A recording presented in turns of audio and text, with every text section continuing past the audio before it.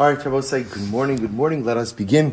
Begin by thanking all of our sponsors for this morning. To thank our Talmud Torah sponsors for the month of Iyar, Steve and Teri Czinn, for dedicating all B'Shir Midrashos this month in honor of the birth of their grandson, Matan Shmuel Aharon.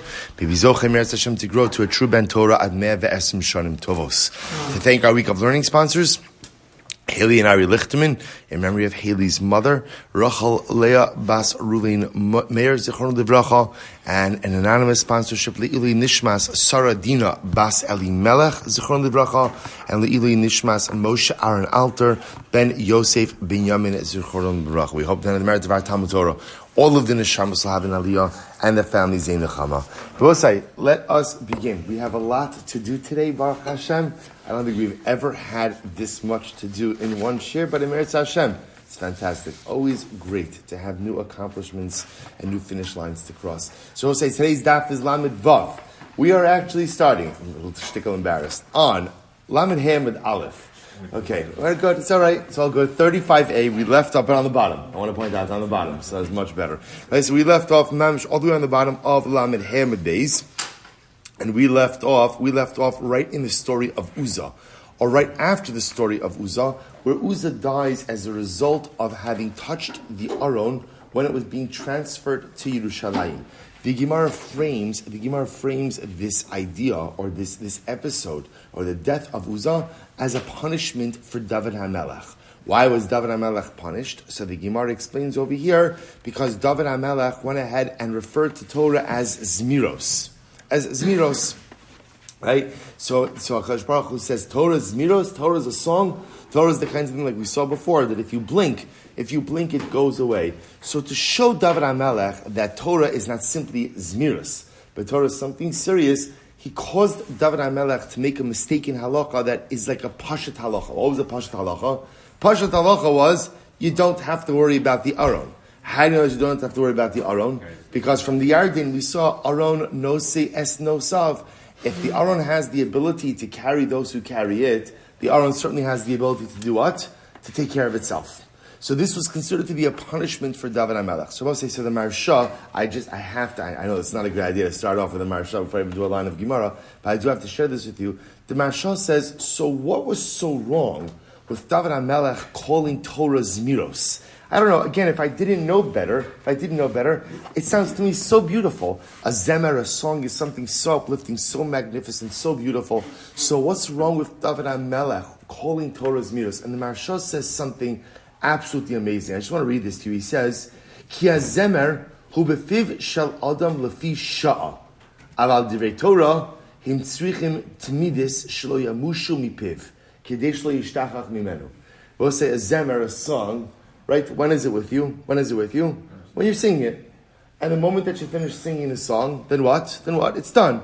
Right? Or for that matter again, the song, you finish singing one song, you move on to something next. You move on to the next thing.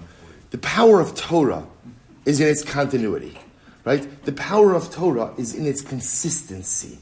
Right? Torah is not sometimes I have it, sometimes I don't have it. The goal, the aspiration is that Torah is something that remains part of me at all times. A zemer comes and go. Sometimes you sing, sometimes you don't. Sometimes you like this song, sometimes you like that. So also, right, you ever have this where you have a song that you find that you absolutely love and can't get enough of it, and so you keep on singing it and singing it and singing it until one day you're mamish, like you cannot listen to it anymore. I happen not to have that problem. I'm the opposite, right? Much to the disdain of others, right? But Lamaisa, that's why Torah is not Zmiros. A zemer, you sing it very nice, then you move on to something else. Torah, consistency, always with which Rabbi say frames for us what our goal is in Torah. Right? Our goal ultimately is not just simply to learn more. I mean, it's always good to learn more. That's not the goal. The goal is that Torah should be part of me. And Torah should always be part of me. Part of that occurs through learning, and the more learning you do, the more it has the ability to become part of me. But Lamaisa, that's the goal. That's the goal. And by the way, making Torah part of me doesn't just come through learning. Making Torah become part of me is learning and then living. Learning and then living. That's the chilik. That's why David HaMelech is held accountable for calling Torah Zmir. Such an incredible idea. In any event, so the Gemara says as follows. Second to last line. This goes quickly. Vayach ba'anshe beit shemesh kira'o ba'aron mishum. So the Gemara says both say now different story. This is now a different story. This story now is from Shmuel Aleph. This was after, remember again, the sons of Eli die in war, right? We were at Baruch Shem Yachikala was in Shiloh not so long ago, where the Mishkan sat. So remember again, Eli's two sons did not follow in their father's way. They went out to war with the Plishtim. They took the Aron with them. They lost. They died. The Aron was taken captive by the Plishtim. Wherever the Aron went in Philistine territory, terrible consequences for the inhabitants. They decided to send back the Aron. So what did they do? They just put the Aron on a wagon and they just said, go. So now this is where it's picking it up. The people of Beit Shemesh saw the Aron, right? They were smitten. They were smitten with the plague because they saw the Aron. So the Gemara says, Mishum dera'u vayach. Because they saw the Aron, they were smitten with the plague. One say the problem was when the people of Beit Shemesh saw the ark, they were harvesting their fields. They didn't stop harvesting. They just kept on harvesting, like, oh, look, the Aron's back, right? So that was considered to be a lack of respect to the Aron. The other possibility is they actually spoke disrespectfully to the Aron. What did they say?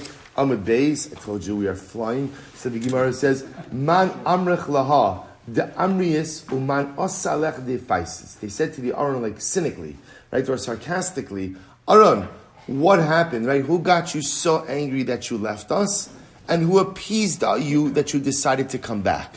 So they spoke like a shtickle cynically to the Aron. Vayach ba'am shivim ish v'chamishim elef ish. So they were, I will say, the wording here is interesting. There were 70 people and 50,000 people who were killed in this plague because they were disrespectful to the Aron.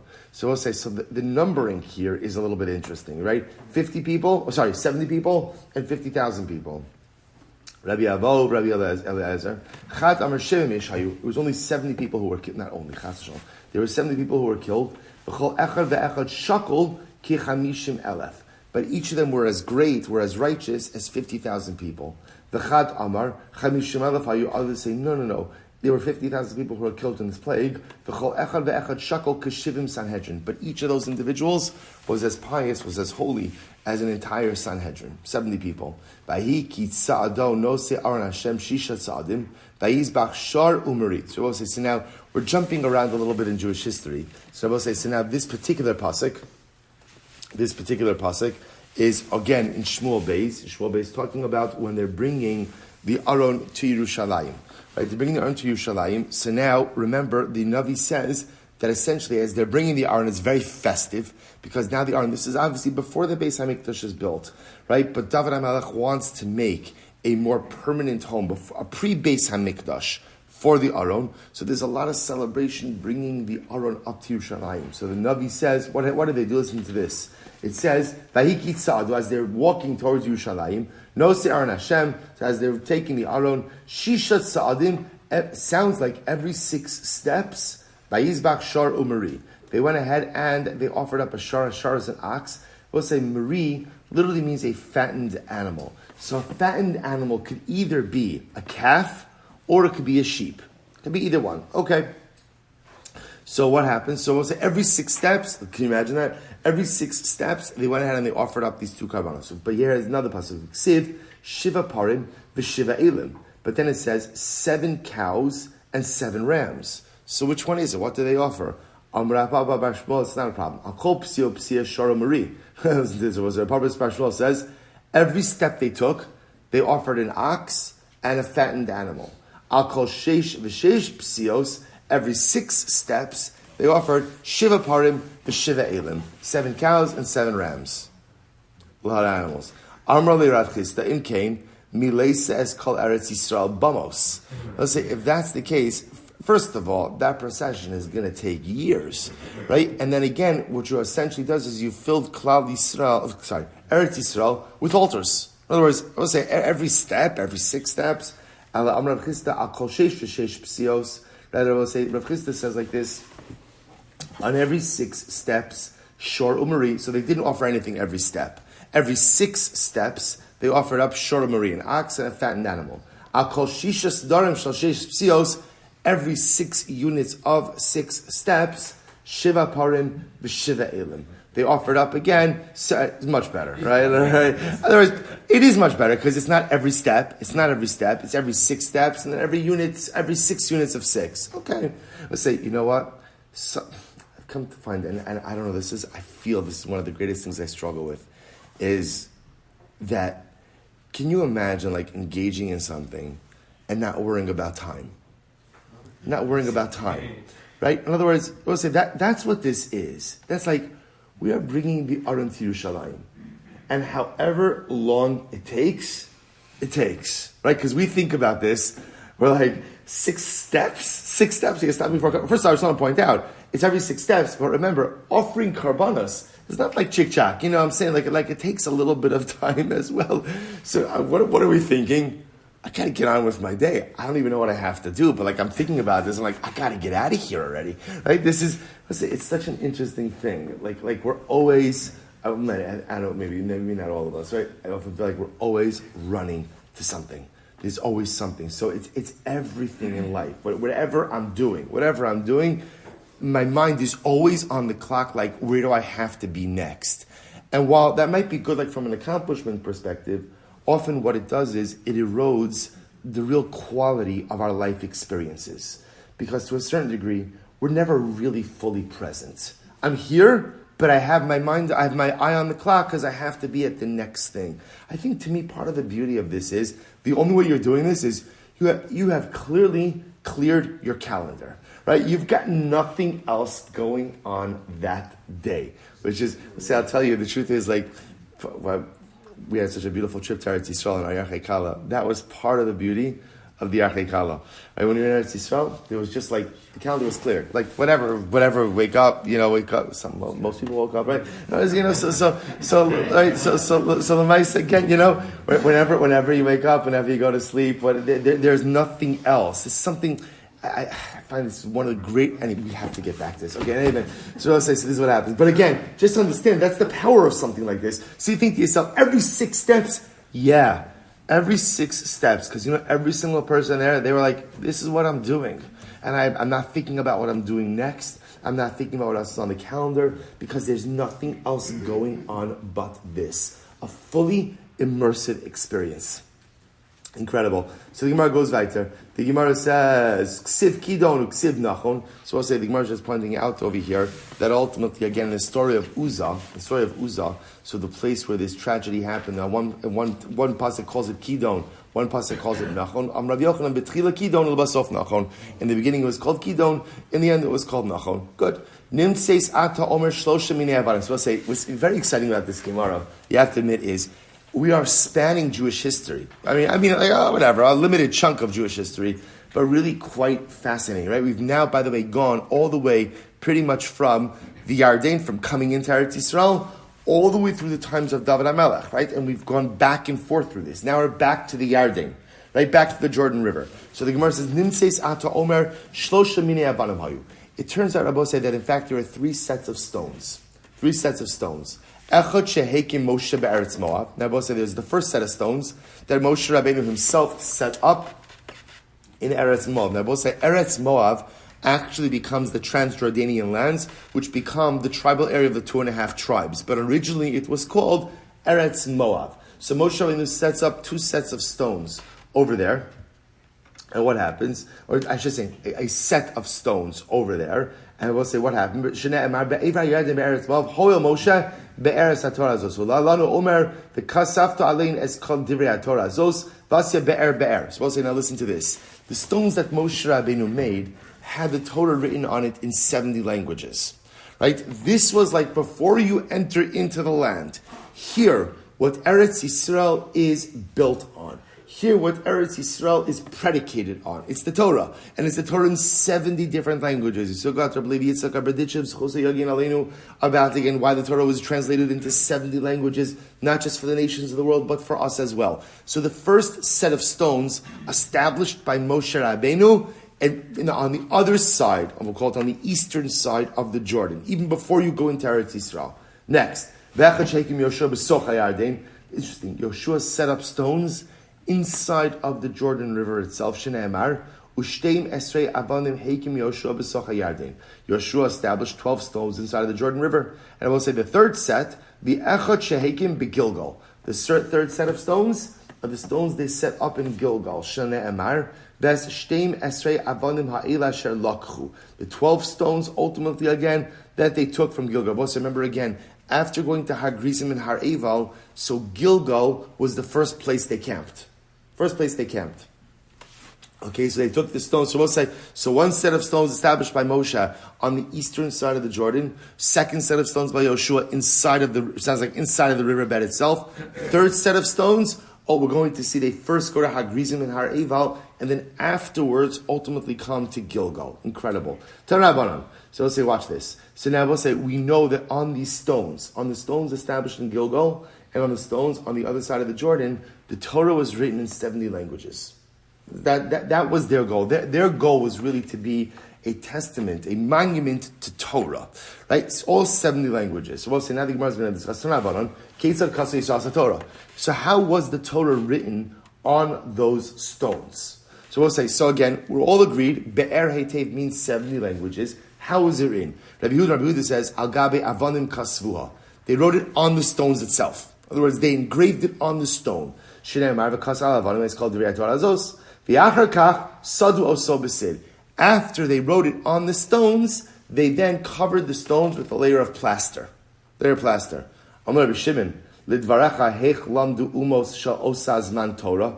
So I don't understand. You're writing it on the stone and then you're covering it with plaster? That doesn't make any sense. Then how is anyone learning it? Right? Wasn't the whole point of this that the nations of the world should come and they should have access to Torah? So by the way, I just want to point out, not our topic for today, but there is a fascinating topic in general about the concept of non-Jews learning Torah. Non-Jews learning Torah. So we'll say what's fascinating to see is that the Torah was written in 70 languages so that the nations of the world should be able to see the Torah. Right? There is a wisdom in this for the entire world. So the problem is if you're coating it with plaster or with lime afterwards, how is anyone seeing anything? I will say this is incredible. Amarlo, Bina Yisir Nasan Akash Baruch Hu gave extra wisdom to the nations of the world. The Shigru Notrin Shalahan, the Kilfu Es Hasid, the Esiu. Sorry, the Esiua. So we'll say, listen to this. Akash Baruch Hu went ahead and gave special wisdom to the nations of the world, and gave them this ability to peel back the plaster, to be able to see the writing. Okay. And for this, the nations were condemned because they had the opportunity to learn, but they did not do so. We'll say, what is this? What is this? You want them to learn, that's why you write it in 70 languages, then you cover it with plaster, but it's okay because you give them the wisdom to remove the plaster, but they didn't remove the plaster, and therefore they're held accountable. I have a better idea. Just don't put the plaster. Right? Why don't we just make it a little bit easier? We'll say, Elamai. Torah is only acquired through effort. You have to put in some effort. There has to be some level of amelus. And if you're not amel, if I'm not willing to go ahead and put in effort, you cannot acquire the treasures of the Torah. Simply impossible. So therefore, HaKadosh Baruch Hu says, Umos ha'olam, I am happy to give you Torah. But you're going to have to roll up your sleeves a little bit. You're going to have to go to remove the plaster. We'll say also removal of the plaster. It's also very metaphorical, right? What does it also represent? Ultimately, again, sometimes the removal of the arla that surrounds the heart, right? Like the Navi says, that sometimes, again, there's a certain arelos, there's like a foreskin that covers the heart. There's sometimes a barrier that covers the heart that prevents Torah and Ruchnius from penetrating. If you want Torah, you have to remove the layer of plaster that's around you. But I will say what's incredible about this, what's incredible is that at the end of the day, they're held accountable because they did not avail themselves of this opportunity. So I will say in life, there's two sources of liability and culpability. Number one are the averos I commit. Number two is the failure to take advantage of life opportunity. The Rebbe Shalom puts so many things right at my doorstep, but I have to find the courage to be able to take it. Rabbi Shimon disagrees. He says, no, agabe sid kasvua. No, not true. So Rabbi Shimon says, it's true. They put a layer of plaster on the stone, but they wrote on top of the plaster. Right, we'll say, which, by the way, why write on top of the plaster? Why not just write on top of the stone? So remember, again, obviously with the plaster, what do you have the advantage of?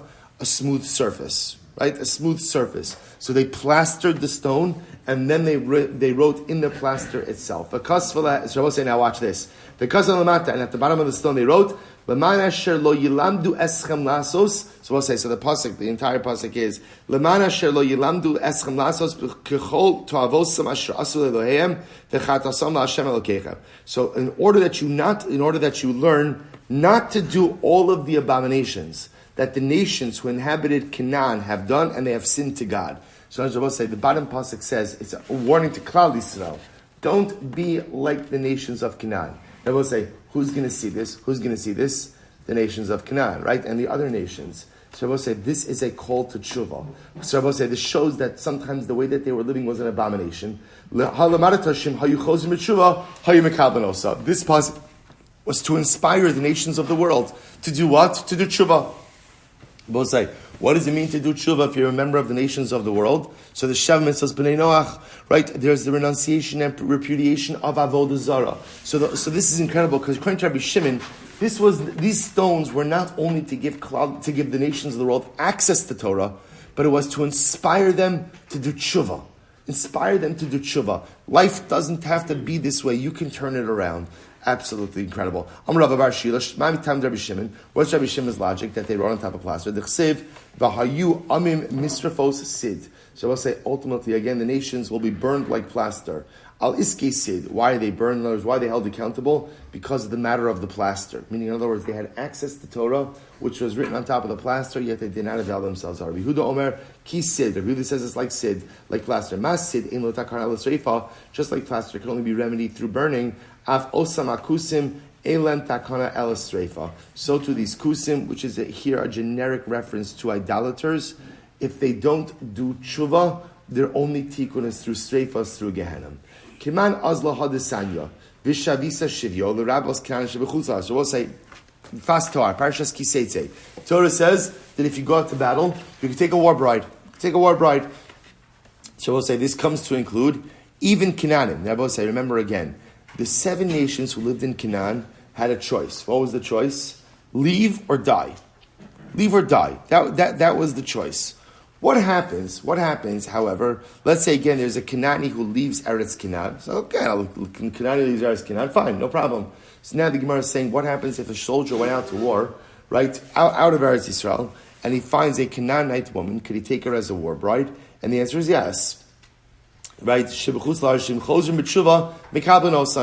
say ultimately again, if you have a Canaanite in Chutz La'aretz who ultimately again does tshuva, that you could accept them. Accept them means that there's no obligation to obliterate them. So the Gemara says, Kiman top of Lamed Vav, Ki Rabbi Shimon. This is in accordance with the view of Rabbi Shimon. Incredible. We'll say back to the Yarden. So Ba'u Re'ei Kamanisim Nasu Ba'u Sayom. We'll say Lamed Vav Amud Aleph.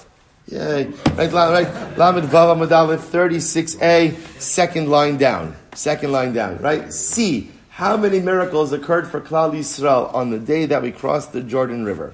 Watch this. So on the same day, listen to everything that happened on one day. In one day, we crossed the Jordan River.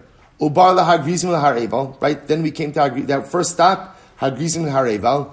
Now say Yeser Mishishim Mil. Now remember again, so the distance between where they crossed in the Jordan and Hagrizim and Hareval is 60 mil. We'll say that's a lot of distance. Right? Remember again, what did we say a mil was? 6/10, 7/10 of a mile. Remember again, you have 3.5 million people. You have 3.5 million people walking. Right? They're walking to travel that distance in what? Impossible. But yet they did. And I will say no creature, either animals or man, was able to stand in front of Klal Yisrael. And anyone who would try to stand up with them, miyad nitras, would become so fearful that literally they would lose control of their bowels. Shneimar es emosi eshalach lefanecha va'amosi es kol ha'am asher tava bahem va'omer tipal aleim emosai b'fachad ad ya'avor amcha Hashem. So we'll say, listen to this. So the pasuk says, literally, let the fear and awe of Klal Yisrael fall upon the nations, Zubia Rishona. It will say ultimately, again, this refers to when Klal Yisrael entered into Yisrael under Yoshua. Ad Ya'avor Am Zukanisa, Zubia Shnia. It will say the second part of the pasuk refers to the entry under Ezra. This is right, we came into Yisrael twice. The first time we came into Yisrael was under Yoshua, right? The second time it was after the destruction of the first Beis HaMikdash. We were exiled to Babel, and then Ezra led us back a second time. Now, I will say it's interesting. The Gemara says, "Amar me'ata ru'uyin hayu Yisrael lasos lahem neis b'biar shnia k'biar rishona." I will say in reality, our second entry into Eretz Yisrael should have been with the same level of miraculous activity as accompanied our first entry into Eretz Yisrael. So what happened? Ella shegaram hachet. I will say it's very profound, but rather what happened? Sin.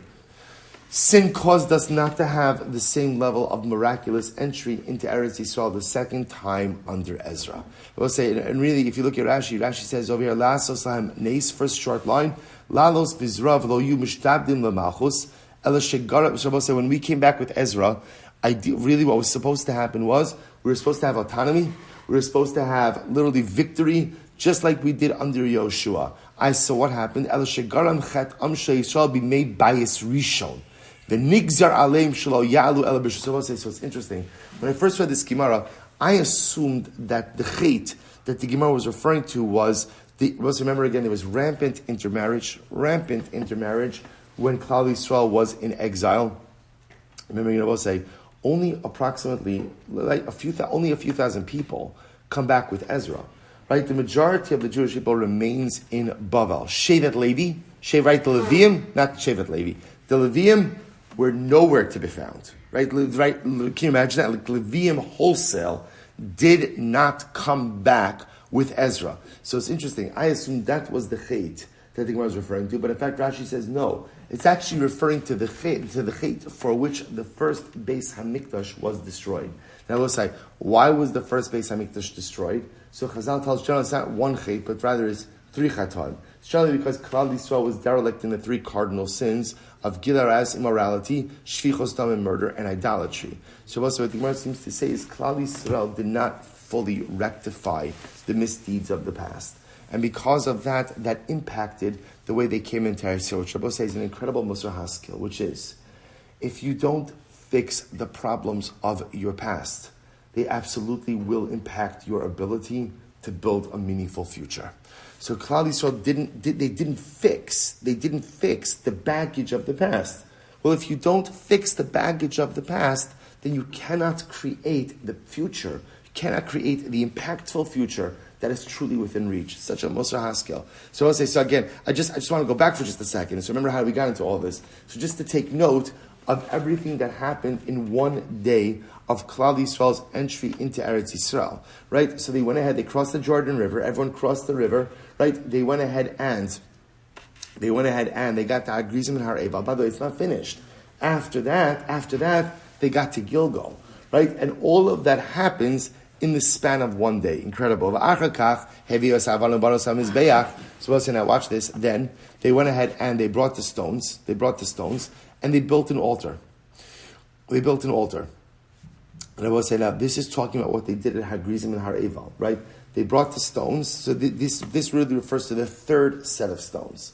They brought the stones to Hagrizim and Har Eval. They went ahead and they built an altar. Then after they finished the altar, they plastered it. They wrote on it the Torah. B'shivim lashon shneimar be'eretev v'helu olos u'shlamim. They offered up olos and shlamim. I will say, it's a little bit out of order. In other words, first, they used the stones as the altar. When they finished, they then plastered it and then wrote the Torah on it. They went ahead and they ate, they drank, they had simcha, right? So baruchu killu, which means they blessed and they cursed. Now, so just to be clear, in other words, that's talking about the blessing and the curses on Har Grizim and Har Eval. The kiflu es ha'avanim, then they dismantled the altar. Uba'u v'lana b'Gilgal, and they spent that night. We'll say it's a busy day, right? They spent that night in Gilgal. We'll say, by the way, I just want to point out. Can you imagine? I was thinking about this. Can you imagine having the schus to go back in history and spend that day with Klal Yisrael? Can you imagine that? Right? You start the day crossing the Jordan River. You get to Hagrizim and Har Eval. You hear the brachas and the klalas, karbanos, beautiful su'udah, celebration, dismantle the stones, plaster them right on them, spend the night, overnight in Gilgal, right, on the itinerary. On the itinerary, right, it's overnight in Gilgal, right, overnight in Gilgal. Let's say it's such one day, absolutely incredible. Shene'emar, va'avartem osam imachem v'inachtem osam b'malor. You will take the stones with you and ultimately again leave them in the lodging place. All right, not leave them. Bring them with you to the lodging place. We'll say you would have thought that maybe Klal Yisrael takes these stones with them everywhere they're going to stay. Talmud lomar asher talinu bo halayla. Take them with you where you're staying that night. Uksiv v'shtem esrei asher lakhu. So we'll say, so ultimately again the last of the stones were erected in Gilgal, and that's where they were left. Right? So that's where they were. Well, so that's what we saw before. We were quoting yesterday's daf. Right? Two Tanoim who said that we saw the stones in Gilgal. Okay, good. So Tanoim says into this. Tzira la avrei mayim. The Tzira did not pass or did not follow them over the Jordan River. Now we'll say, we'll discuss what the Tzira is in just a moment. I will send the Tzira before you. Now we'll say the Tzira is some type of animal. We're going to see it's actually an insect that HaKadosh Baruch Hu sent before the army in order to go ahead and paralyze or immobilize enemy forces. So the Gemara says the Tzira helped them in their battles in the desert, but did not follow them into Eretz Yisrael. The Gemara says, really? Is that true? After all, we learned it says, I will send the Tzira before you. Rabbi Shmuel Silber, al svas hayarden amda. So let's listen to this. The Tzira did not follow them over the Jordan. Rather, what did the Tzira do? So we'll say the Tzira was some type of insect that ejected, if that's the right word, ejected a venom. So watch this. So the Tzira stood on the other side, the eastern side of the Jordan, v'zarka bahen mara, and spit its poison onto the enemy forces on the other side, the western side of the Jordan, v'simta einehem, and blinded them, milamala, v'sirsata milamata, and made them sterile.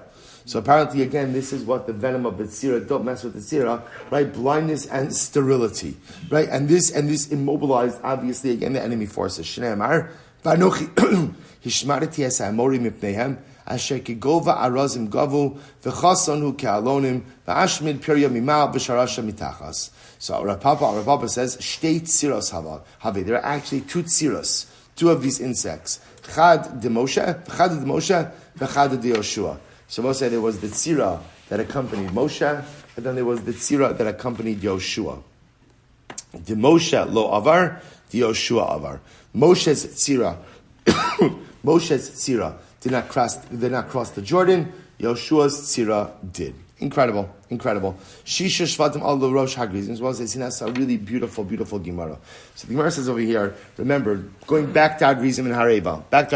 So remember again, how was it set up? There were 6 shvatim, 6 tribes on Har Grizim, 6 tribes on Har Eval. Remember again the Levium, remember the Gemara described before, that the Aron was in the middle, right? The Kohanim surrounded the Aron, the Levium surrounded the Kohanim. So the Gemara says, so now listen to this, Mai va'chatzio. So remember again, the pasuk itself, just to understand the pasuk, the Chol Yisrael is kenev v'sholtriv, omdim mizeh u'mizeh la'aron, neged ha'kohanim ha'leviim, no siyam b'ris Hashem, good, chatzio el mul har grizim, v'hachatzio el mul har eval. So we'll say, the way the pasuk is phrased is, it says, chatzio, half of them on har grizim, v'hachatzio, and the half on har eval. It's just a strange form of the word. Why doesn't it just say chatzio on Har Grizim and chatzio on Har Eval? Why v'hachatzio? So the Gemara says, "My v'hachatzio." So we'll say, take a quick look at Rashi for just a moment. My v'hachatzio b'Yoshua hachiksiv b'haikra demasnisin v'chol Yisrael chatzio mol Har Grizim v'hachatzio al Har Eval. Lameli lemichtav v'hachatzio el mol Har Eval. Sorry, my v'hachatzio the mashma o chatzio miyuchad. So we'll say, v'hachatzio means and the half. So, and the half could either mean what? The half could either mean a specific half, or an aforementioned half. So we'll say, so what does it mean? Rav Kahana, Listen to this. Kedera shechalukin kan kach chalukin ba'avne ephod. So we'll say the same way ultimately again that they are the same way that ultimately again they are split on the here on Har Grizim and Har Eival. Yeah, let me just do earlier. The same way that they are split on here, that's the also way that they're split on the stones of the ephod. Now we'll say, now watch this. What's the ephod? So remember again, the Avne ephod. There are 2 times that Klalis, the Shvatim's names are written on the Big Day Kahuna. One is on the Choshen, the breastplate. That everyone knows, right? The name of the Shvatim. The other, I will say, is on the what we call the ephod, which is the apron. So the apron had shoulder straps. On the shoulder straps, there was a stone that essentially held the straps in place, right? Those stones are kisvos, right? On the shoulders of the Kohen. Those stones also had the names of the Shvatim engraved on them. So the Gemara wants to suggest that the same way that they stood on Har Grizim and Har Eival, that order, the order of the Shvatim, that's the way ultimately, again, the names were engraved on the shoulder stones of the Kohen as well. You will say, look at Rashi. This is an incredible Rashi. Kedar shechalukin, Rashi says, Hashvatim b'Har Grizim v'Har Eival k'dichsiv. So we'll say, this is very important. Here's how they stood on Har Grizim and Har Eival. And I will say, here's what we know. We know explicitly how the Shvatim stood on Har Grizim and Har Eival. How do we know that? Navi tells us. So the Gemara says, the Torah tells us. So, K'dichsev, Elu yamdu levarech es ha'am, v'ele yamdu ala klala, kach halukim ba'avne ephod, shar bahen shisha mishmosam, hanach shisha dahar grizim, aksuvim ala achas, v'shisha dahar eival, aksuvim ala shenis. So we'll say, the same way they're divided up on Har Grizim and Har Eival, that's the same way that they are divided up on the shoulder stones. So we'll say, so just, again, you can see it, if you have the psukim, in your Gemara, so we'll say, here's how they stood. So just to tell you, here's how they stood. So Shimon, Levi, Yehuda, Yisachar, Yosef, Binyamin, that's one mountain, right? And that's on Har Grizim, that's for the bracha. And for the klala, Reuven, Gad, Asher, Zvulun, Dan, Naphtali. That's how they stood. So the same way that they stood, ultimately again on Har Grizim and Har Eival, that's how their names are arranged, ultimately again on the shoulder stones as well. So the Gemara says, Meisvei, Shtei Avadim Tovos Hayu LeKohen Gadol. The Kohen Gadol had 2 beautiful stones, Al Kseifav on his shoulders, Achaz Mikan V'Achaz Mikan. The Shemos Shneim Asar Shvatim Kasav Alein. And the names of the 12 tribes are written on it. Shishal Evenzu, V'Shishal Evenzu. 6 on one stone, 6 on another. Shnei Mar, Shisha Mishmosam Ala Even Achas. Shnia Kitoldosam, V'Lo Rishon Kitodosam. The second stone had the Shvatim listed in birth order, but the first stone did not. Why? Yehuda Muktam. So we'll say, here was the only change. The Gemara wants to suggest over here that on the shoulder stones of the Kohen, the Shvatim were written in order with one exception. With one exception, Yehuda and Reuven are switched. That Yehuda was written before Reuven. That's what Rashi says, Kitodosam, Keseder Leidasam, Shisha Achronim, Kesidran, Gad, Asher, Yisachar, Zvulun, Yosef, Binyamin, Zeh Seder Leidasam, V'Shish Rishonim Nichtavu Ba, Yehuda, Reuven, Shimon, Levi, Dan, Naphtali. So I will say, so this is the second opinion of the Gemara. First opinion of the Gemara says that the stones, the names were written on the shoulder stones in the same way they stood in Har Grizim and Har Eival. Second opinion, no, the Shvatim were written on the stones in birth order. The only exception was Yehuda was written before Reuven. Who was written before Reuven? That was the only exception. So the Gemara says, V'chamishim osios hayu, and in total, it was 50 letters. 50 letters. Right? V'chamishim osios al evenzu, v'chamishim al chamishim al evenzu. And 50, right? 50 on one stone, 50 on the other stone. Rabbi Chanina ben Gamliel, Rabbi Chanina says, no. Amud Beis will say, look at that. Amud Beis. Right, Amud Beis, wow, that is a long daf. That's a long looking daf, right? Lo kiderech. I get a little excited there. Right, lo kiderech shechalukin b'chumash hapikudim. No. We don't go, right? They weren't divided up. The way ultimately, again, that they are written in Chumash Bamidbar. Rather, lo kiderech shechalukin b'chumash hapikudim chalukin ba'avnei ephod. It's not the way they're written in Chumash Bamidbar that they're divided up on the shoulder stones. Elo kiderech shechalukin b'chumash sheni. Rather, ultimately, again, the way they are written in Shmos. Now, we'll say this refers literally to the opening. Ve'ele Shmos, right? Reuven, Shimon, Levi, Yehuda, Yisachar, Zvulun. Ketzad, Bnei Leah, Kesidron. b'nei Rachel kisidron, echad mikan ve'echad mikan. Right? Ultimately, again, the sons of Leah are written in their order. The sons of Rachel are written in their order. One on one stone, one on the other stone. U'b'nei shvachas be'emsa, and the sons of the maidservants are written in the middle. Fine. If that's the case, so therefore you really have three opinions as to how the names were written on the shoulder stones of the Kohen. Either, again, the way they stood on Hagrizim and Harival. Number two possibility is Ketoldo, some birth order, the only exception being Yehuda written before Reuven. Third possibility is the way they are mentioned in Chumash Shmos. The way they mentioned in Chumash Shmos. Okay, essentially with the sons of Leah on one stone, sons of Rachel on the other stone, and the sons of the maidservants kind of interspersed between the two. Incredible. But I will say, according to that last opinion, Mani Mikhaim Kitoldo Sam, then what does it mean when it says that they're written in their birth order? Right? That's what it means. That's not the birth order. Kishmo's son Shekronan Avian, Velo Kishem Shekronan Moshe. It means that they were written with the names that they were given at their birth, but not with the names as Moshe referred to them. Now what does that mean? How does Moshe refer to them? Reuven, velo Reuveni. Shimon, velo Shimoni.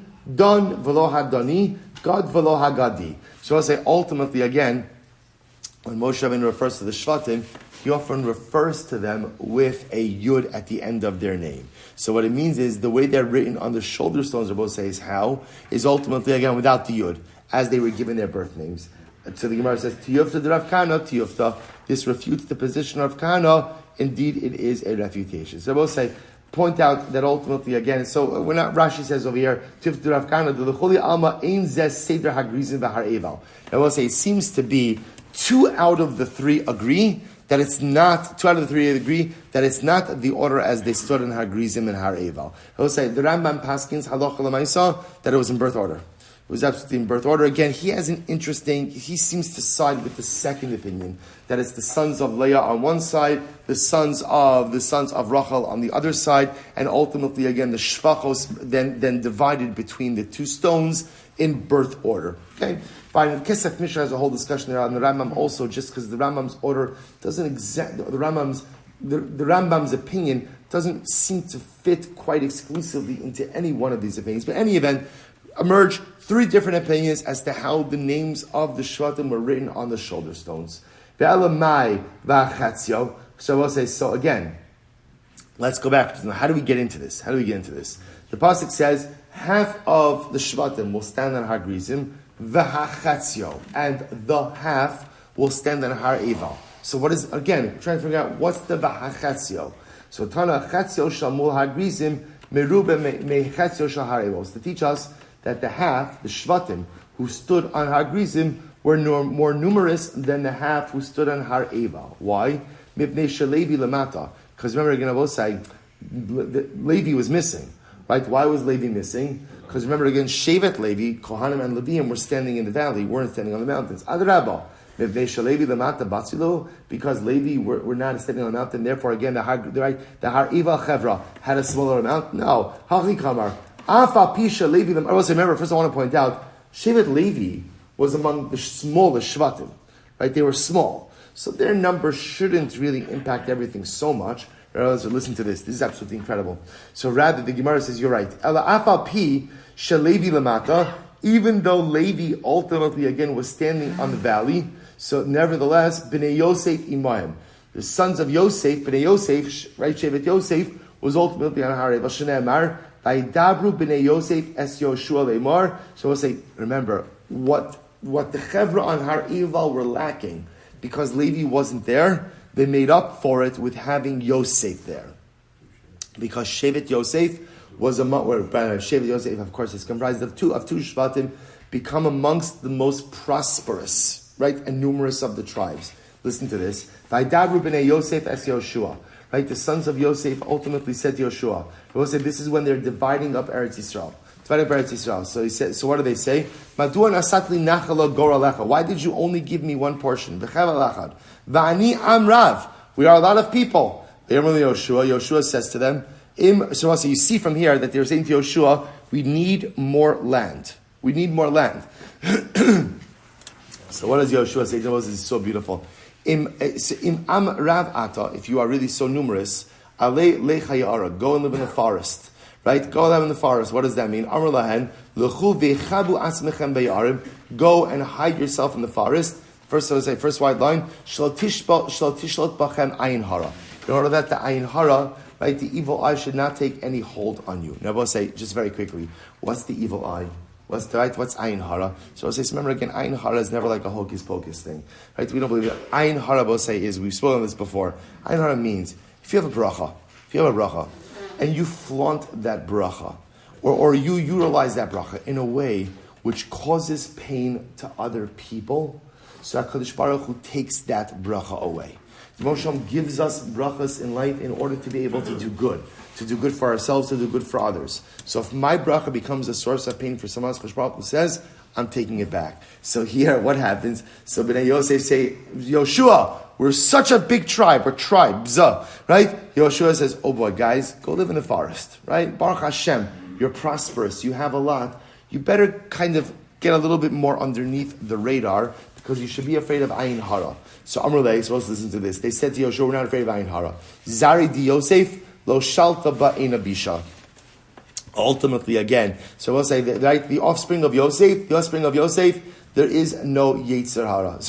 There is no ayin hara. So the chsiv, ben poras Yosef, ben poras ale ayin. Ultimately, again, Yosef, al tik ram rabeva, al tihi kore ale ayin, ella ole ayin. Right, Yosef, the tribe of Yosef himself and other descendants of Yosef are ole ayin. What does ole ayin mean? They ultimately, again, they transcend or they ascend above the ayin. We're not subject to ayin hara. Special bracha of Yosef. Remember again, this is the bracha that Yaakov Avinu gives to Menashe and Ephraim, that literally again they should be prosperous.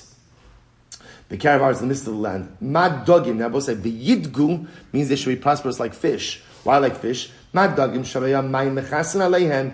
Just like fish in the water, just like fish, the water covers them. Therefore, again, they're not subject to ayin hara. Bein ayin sholet espan. Avzaro shel Yosef ein ha'ayin sholet espan. So to the offspring of Yosef, ultimately, again, the evil eye, the ayin hara has no power over them. I both say, I have some dramatically amazing Torah to share with you on this. From the Vishnitz Rebbe, the Baba Rebbe, but we're going to wait. The reason we're going to wait, I will say, is because in other words, why? I don't understand. Why does ayin hara not affect Yosef? This piece is going to make much more sense. I feel bad. Like we're going to learn the story of Yosef, and it's going to be dramatically amazing. Let's learn that story first, and then come back to this Gemara, because this statement that the descendants of Yosef are not subject to Yetzer hara makes more sense after the story of Yosef. So let's go weiter. So Gemara says, Hani chamishim osios. 1 second, Gemara says, let's go back. We'll say, so exciting. No, it's like, so exciting. Like, when like you can't, sometimes when you can't stay on task, it's a problem, right? What's so exciting about Gemara is Gemara like wants you to be all over the place. It's so exciting, right? We're going from story to story to story. Let's go back for a second. What did we just say? There are 50 letters on each of the shoulder stones of the Kohen. Here's the problem, I'll say. If you go ahead and you add up all the letters of all the names of Shvatim, you don't get 49, right? I'm sorry, I just ruined it, right? You don't get 50, right? You don't get 50, you get 49. You get 49. Right? So says, it's not 50, it's 49. Rabbi Yitzchak, Yosef, Hosifulo os achos. Shneimar, I will say Yosef, right? Yosef ultimately again was given another letter to his name. Shneimar, Eidus b'Yehosef Shemo b'Tseisval Eretz Mitzrayim. So we'll say David HaMelech refers to Yosef not as Yosef, but rather as Yehosef. There is a hey added on to Yosef's name. We'll discuss where that comes from. And therefore, I will say that gives you your 50. Well, that's not true, but the pasuk says that the names are written on the shoulder stones of the Kohen Kitoldo Sam. We'll say, what does Kitoldo Sam mean? As they were born, which sounds like their birth names. What was Yosef's birth name? Yosef, without the hey. So what's going on? Elakola Torah Kula. We'll say, watch this. So here's the extra letter. Elakola Torah Kula, Binyamin Ksiv, Vahacha, Binyamin Shalim. We'll say generally the name Binyamin is written with only one yud. Beis nun yud mem nun. Here we'll say on the shoulder stone it's written Binyamin with two yuds. So an extra yud Kidduchsid. Va'ariv aviv karalo Binyamin. So we'll say it's interesting. So when Binyamin is named at birth, he's actually named with 2 yuds. But that's the only time he's named with 2 yuds. Right? Or he's spelled with 2 yuds. The rest of the Torah is spelled with 1 yud. So how is Binyamin's name? So we thought Binyamin's name was written with 1 yud. Kamash Malan, Binyamin's name is written with 2 yuds. I just will point out, it's interesting to see, you have this by 2 of the Shvatim, or maybe even by 3 of the Shvatim, where their names evolve, right? The first time, right, when Yisachar is born, it's Yisachar. The rest of the Torah, it's Yisachar, right? Binyamin, 2 yuds at birth, 1 yud later on. Yosef becomes Yehosef. So interesting, a lot of dynamics there. Good. Okay, I'll say, here it is. 9 minutes. 9 minutes. Amar Rav Shimon Chasida, Yosef shekidi shem shayim b'seiser, hosif lo os achos mishmo shal HaKadosh Baruch Hu. Yosef, who sanctified the name of Hashem in private, b'seiser, in private, he was privileged. As a result of his Kiddush Hashem, he was given an extra letter to his name, right? That's the Yehosef. He's given the extra hey. Yehuda, Shekidish Hashem b'farhesa, but Yehuda, who sanctified the name of Hashem in public, right? Ultimately, again, Nikra Kula Shmo HaKadosh Baruch Hu, his entire name, ultimately, again, reflects the name of HaKadosh Baruch Hu. So we'll say, now, by the way, what are you saying? But Yehuda's name wasn't changed. It doesn't have to be changed. We'll say, in the name Yehuda, what do you have? Yud, Hey, and then Vav and Hey. In other words, in the name, which is incredible. In the name of, so again, Yosef is given an extra letter, but Yehuda's name itself, by definition, contains the name of HaKadosh Baruch Hu, which I will say is such an incredibly profound yisod. If you think about it, Yud K Vav K is in the name Yehuda. So which again, the name Yehuda representing Hoda'ah, gratitude. I will say, what do you see from here? That one of the most important midos that a person has to have in order to come close to HaKadosh Baruch Hu is hoda'ah, is gratitude. If a person has gratitude for everything they have in life, that's what brings you close to HaKadosh Baruch Hu. Because you begin to recognize, where does all of my stuff come from? Where does it come from? It doesn't come because I earned it, right? It doesn't come because of me. It comes because of HaKadosh Baruch Hu. That's hoda'ah leads you to Yud K Vav K. Incredible. So we'll say, what's the story of Yosef? Yosef Mahi, get ready. Right? What's the Yosef story? I'll say one of the most inspiring stories in all of Shas. We'll say, so again, we're going back now in Jewish history. We are literally all over the place. It was on that day that Yosef came to the house, Lasos Manto, to do his work. So we'll say, what's the context? Yosef was sold to Egypt. He was bought by a guy by the name of Potiphar, right? So what happens? Yosef rises through the ranks. He is put in charge of Potiphar's household. That's it. We know Aisha's Potiphar, the wife of Potiphar, has set her eyes upon Yosef and is constantly trying to seduce him. He is strong and rebuffs her efforts. Now the pasuk says it was on that day he came to the house Lasos Melachto to do his work. Am Rabbi Yochanan Melamed Shishneim Ledvar Aver Niskafnu. Ultimately, again, I will say, Rabbi Yochanan says on that day, Yosef came home to sin with her. He came to the house to sin with her. He came to his house to do his work. Rabbi Shmuel Chadamar Lasos Melachto Mamish. One says Melachto means work, literally work. V'Chadamar Lasos Tzrachav. Melachto is a metaphor. He didn't come to do his work. Right? He came to take care of his needs. That he came to the house that day with the intention to sin with her. Nichnas ve'ein ish me'an shebai. So both say he comes to the house, right? No one's home. Says the Gemara, Efshar ba'is kodol kebeisa shel also Rasha. Lo haya bo ish. I don't understand. Right? Potiphar was a major guy. Right? A major like he had a cabinet position. So it's such a big house. No one's home. So the Gemara says, Rabbi Shmuel osa yom chagam haya. It was a day, it was a yamtiv, right? It wasn't for their idol, for their Avodah Zarah. It was the Avodah Zarah yamtiv, right? V'holchu kum lebeis avodas kachavim. So I'll say to their credit, right? Where did everyone spend yamtiv? Right? In the shtibel, right? They spent yamtiv right in the base of Avodah Zarah. So everyone's right. V'hi amra lahen cholahi, right? V'hi amra lahen cholahi.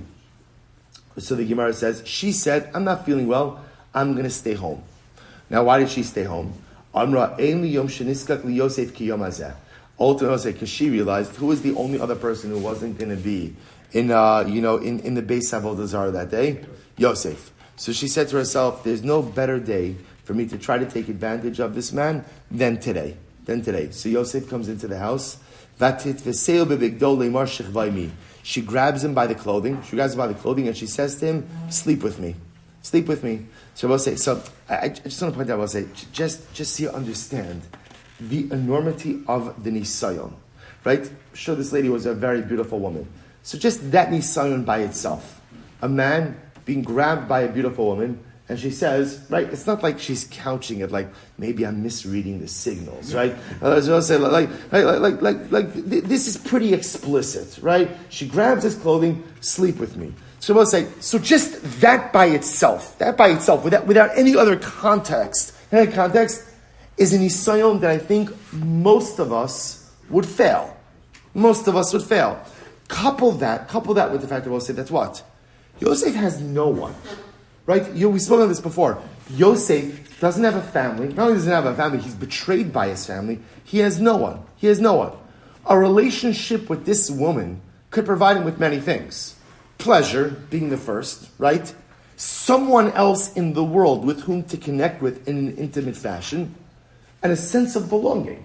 So I just want to point out, for Yosef, this is not just about satisfying a carnal desire. This is so much more that it could represent for him. I could finally not be the guy on the outside. I could finally not be the outcast. It could represent for me so much opportunity. So I'll say, just pointing out, imagine being Yosef in that moment. Imagine. So I'll say, watch this. So what happens? I'll say in that moment, as she's holding on to his clothing, and she says, sleep with me, the image of his father appears to him in the window. Should we stop here? No. Let's say, so now listen to this. So now what happens? So the image of his father appears to him in the window. And he says, Yosef, Yosef, one day your brothers are going to be inscribed on the stones of the ephod, and your name is there alongside them. Do you want your name to be erased from the ephod? V'tikra ro'ez zonos. Do you want to be called the shepherd of the harlots? In other words, the one who keeps company with the harlots. Tichsiv ro'ez zonos yovat hon. Ultimately, again, he who shepherds, or he who keeps company with zonos, will lose his wealth. Which I will say is not a punishment, just a cause and effect, right? Because at the end of it, I just want to point out. So remember, Yosef is ready to sin. That's what you see from this Gemara. He is ready to give into his desires. The image of his father goes ahead and says, I will say, what's the message that Yaakov Avinu, so to speak? And I will say, by the way, Bepashtos, what's the image of his father in the window? What's the image of Yosef's father? Right? So remember again, Chazal tell us that Yosef, Dome Klester Panim Yosef Liakov, Yosef looked like Yaakov. He was a spitting image of his father. Now let's say, so what happens? Whose reflection does he see in the window? He sees his own. And when he sees his own reflection, what he sees in that moment is, I'm at a crossroads. If I make this decision, that leads me down one path. If I resist, one day, I could look like my father. That's what I'll say. There are moments in life where you have to look at the reflection and decide, who do you want to look like? Not now, but in 10 years from now, in 20 years from now. Because the decisions I make today absolutely have an impact on the person I'm going to be down the road. And the godless of Yosef was, he realized in that moment, he saw his reflection, who do I want to be? Who do I want to be? So often in life we make decisions and we make them in a vacuum. And we assume, I'll make this decision now and it's not going to impact the future. It's not true. Every decision we make sends us down a particular course in life. Make good decisions, send you down one path. Bad decisions, everybody say, we're going to have to stop over here for today, right?